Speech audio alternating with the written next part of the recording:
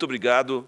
É uma honra estar aqui, principalmente porque interações com o Brasil têm sido grande parte da minha vida, além da minha carreira científica, e ser reconhecido por isso é uma coisa que me deixa muito feliz. Estamos interessados em fazer essa interação entre o Brasil e a Universidade de Rice. É um programa que está trabalhando de uma maneira muito grande. Eu acredito que o nosso programa Ciência Sem Fronteira é melhor, muito melhor que o de Boston. Os nossos alunos têm um tratamento muito especial, nós temos números muito pequenos, mas é isso que a gente está falando, essa ideia de a gente trabalhar com essas crianças e todo mundo, aquela que trabalha junto com você é a melhor.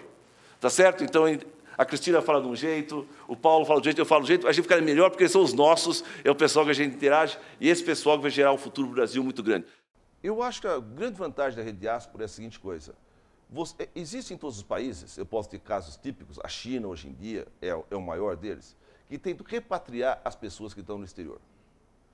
Isso pode ser feito, mas se você olhar no modelo chinês, isso envolve uma quantidade de investimento enorme. Por exemplo, eu tenho um amigo meu, Igon Shi, era professor em Princeton, voltou para Tsinghua. Só que o acordo dele com Tsinghua, ele tem um financiamento de 5 milhões de dólares por ano, garantido por 10 anos, e o salário dele foi decidido que era 20% mais que ele ganhava em Princeton. O Brasil ainda não tem essa flexibilidade de pagamento. Então, se você não conseguir uma aspiração tão especial, e além de tudo você pode questionar se esse investimento é válido, então você quer incorporar essas pessoas sem necessariamente elas terem que retornar.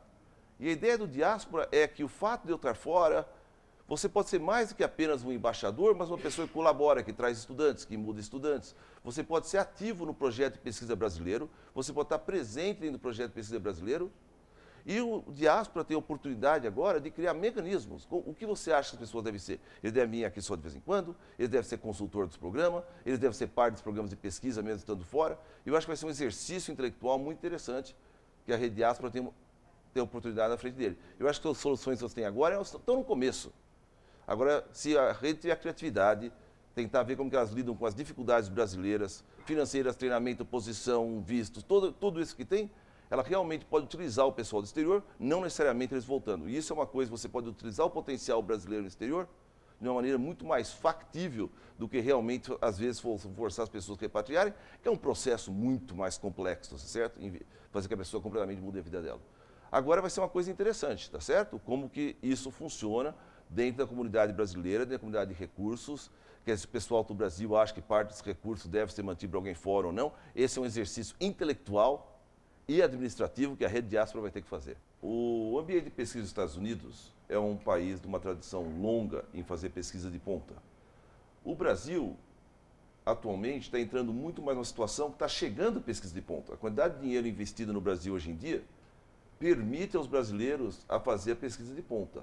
O fator mais limitante hoje em dia ainda é um sistema estrutural e uma massa crítica relativamente pequena. Se você olhar o Brasil, nós ainda temos muito poucas universidades que você pode falar que tem competitividade internacional. Isso você sabe, basicamente, se você olhar um número, que não é um número meu, o número da CAPES, você vai ver quantos programas você tem em nível 7. Isso te diz o que o pessoal acha. Mas isso diz que é possível. Agora, uma questão é como crescer com qualidade. A grande realidade do Brasil é como você faz duas coisas. Uma que é a pesquisa de ponta, que é a pesquisa básica, mas aí você faz comunidade internacional. Não tem sentido fazer pesquisa básica para o Brasil. Pesquisa básica é uma pesquisa internacional. Agora, a pesquisa aplicada é uma pesquisa que é feita em relação aos problemas que existem no país.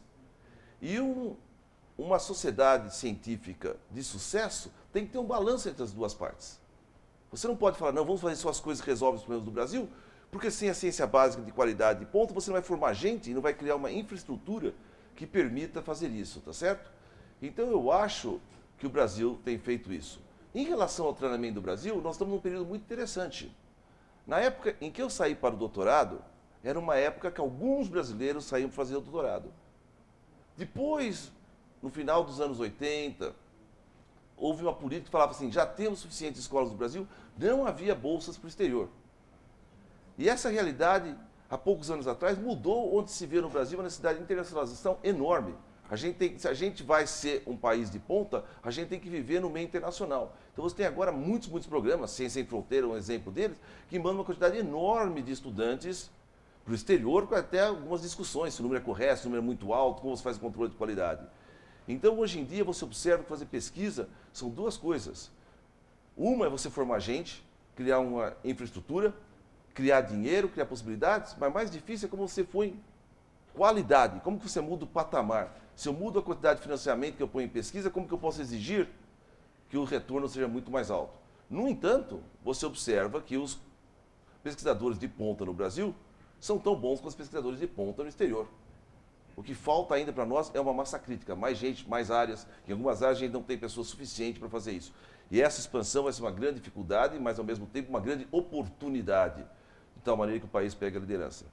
O outro ponto é, quando você parte para fazer excelência, você não consegue fazer excelência de tudo ao mesmo tempo. Então você vai ter que fazer algumas opções. E as opções vão depender de prioridades, mas também do material humano que você tem. E isso vai ser uma outra grande dificuldade do pessoal fazendo administração e pesquisa no Brasil. Mas eu acho que o investimento tem aumentado. Algumas pessoas reclamam que atualmente caiu um pouco, mas se você olhar os números de agora, 10 anos atrás, é muito difícil a gente comparar as coisas de ano a ano. Você tem que comparar de período de 5 a 10 anos. Você vê que esse investimento aumentou, mas eu ainda acho que a cobrança não é tão forte quanto deve ser. Então esse é um caminho que vai ser discutido, mas tem muita coisa de qualidade sendo feita.